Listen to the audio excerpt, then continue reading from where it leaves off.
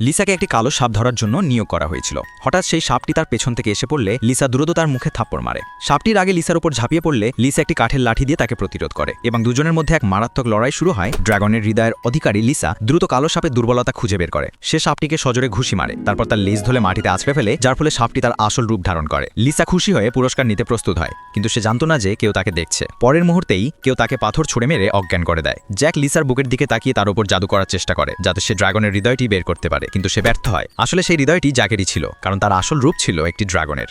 ২০ বছর আগে যাকে সে সবচেয়ে বেশি ভালোবাসত, সেই তাকেই বিশ্বাসঘাতকতা করে তার শিং কেটে নেয়, চামড়া ছাড়িয়ে নেয়, হাড় বের করে নেয় এবং তার হৃদয়টি বের করে নেয়। সেই হৃদয় ভুলবশত লিসার শরীরে চলে যায় এবং তার সাথেই বড় হয়। ড্রাগনের হৃদয় ফিরে পেতে জ্যাককে লিসাকে তার বাড়িতে নিয়ে যেতে হয়। লিসার জ্ঞান ফিরলে জ্যাককে দেখেই তার হৃদয় দ্রুত স্পন্দিত হতে শুরু করে। লিসা ভাবে সে প্রথম দেখাতেই তার প্রেমে পড়েছে, কিন্তু যখন সে জানতে পারে যে জ্যাক তাকে অপহরণ করেছে, তখন সে রেগে যায়। তার বিশ্বাস জেতার জন্য জ্যাক সঙ্গে সঙ্গে লিসাকে বিয়ে করে নেয়, কিন্তু লিসা বিশ্বাস করেনি। সে জ্যাককে ধরে পালঙ্কে ফেলে দেয় এবং তার উদ্দেশ্য জানতে চেয়ে জ্যাকের মুখ টানতে থাকে। জ্যাকও রেগে যায়, সে লিসাকে উল্টে দেয় এবং দুজনের মধ্যে এক জোরদার কুস্তি শুরু হয়। বাইরে গ্রামের লোকজন এই শব্দ শুনে হাসতে থাকে। লড়াইয়ের পর লিসা ক্লান্ত হয়ে ঘুমিয়ে পড়ে, কিন্তু তার ভেতরে ড্রাগনের হৃদয় অস্থির হয়ে ওঠে। সেই রাতে ছিল পূর্ণিমা। জ্যাক বাইরে ছিল, তখনই তার পুরনো ক্ষতগুলিতে আবার ব্যথা শুরু হয়। ঠিক সেই সময় একটি দানব তাকে আক্রমণ করে। দানবটি তলোয়ার দিয়ে আক্রমণ করলে জ্যাক দ্রুত নিজেকে রক্ষা করে, কিন্তু দানবটি ক্রমাগত আক্রমণ করতে থাকে। অবশেষে জ্যাক ক্লান্ত হয়ে পড়ে এবং আর লড়াই করতে পারছিল না। ঠিক যখন দানবটি তাকে শেষ করতে যাচ্ছিল, লিসার সময় মতো সেখানে পৌঁছায় এবং সেই দানবটিকে পরাজিত করে জ্যাকের জীবন বাঁচায়।